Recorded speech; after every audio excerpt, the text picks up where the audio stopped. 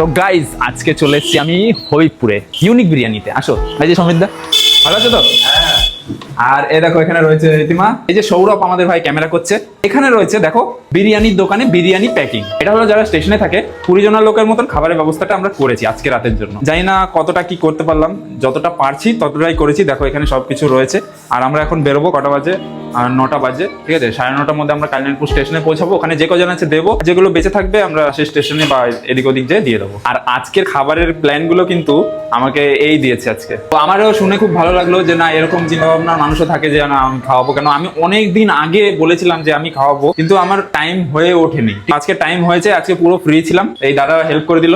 এই ভিডিওটা দেখার পর অনেক জ্ঞানী জ্ঞানী লোক কমেন্ট করবে অথবা আলোচনা করবে যে ভাই ভালো কাজ করছিস, তো দেখানোর কি আছে। আমার কথা হচ্ছে এইসব না বলে তোমরাও করো। আমার এরকম মানুষকে খাওয়াতে খুবই ভালো লাগে। তার কারণ হলো একসময় আমি খিদের মর্মটা খুব ভালোভাবে বুঝেছিলাম। তো গাইজ আমরা চলে এসেছি এখন কালিয়ানপুর স্টেশনে। আর ওই দেখো ওই দিক দিয়ে সব রয়েছে এরা, জানি না কে কি খেয়েছে না খেয়েছে, সবাই তো শুয়ে রয়েছে। রাতে অনেকে না খেয়ে ঘুমিয়ে পড়ে। তো চলো, এই যে খাবার খেয়েছো, কিছু খাওয়া দাওয়া করেছো?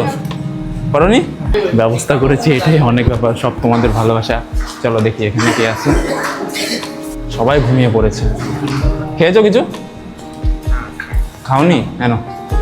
তো দেখেছো কেউ খায়নি। দাদু দাদু এনো এনো, এটা দাও। সবাই একটু বাইরে ফেলে দিও, এখানে ফেলো না কেউ। এই যে খাবার, হ্যাঁ ওখানে দিয়ে দাও। তো আজকের মতন কমপ্লিট। এখন যাবো বাড়ি, যে আমরাও খেয়ে ঘুমবো। সবাইকে টাটকা খাবারই দেওয়া হয়েছে, ঠিক আছে তো সবার?